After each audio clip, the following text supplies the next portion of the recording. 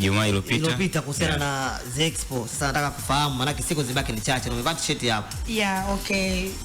The Expo ni jukwaa ambalo limeandaliwa kwa ajili ya kukutanisha watoa huduma wa afya na bima.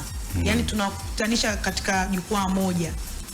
Ndio. Ambalo pale watapata huduma mbalimbali kutoka hospitali zote za government na private.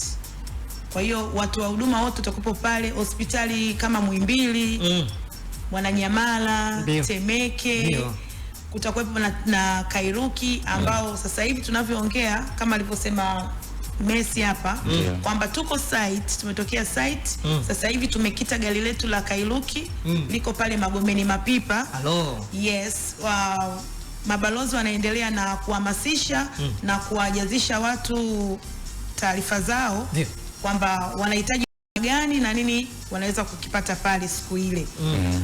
Kwa hiyo pale huduma ile inaendelea na tutashinda pale siku nzima mpaka jioni saa 12 tutafunga. Kwa hiyo tunawapenda kuwakaribisha kwa wale ambao watakuwa wanapita viunga vile waweze kusogea na kupata maelekezo zaidi kutoka kwa mabalozi wetu wa The Expo.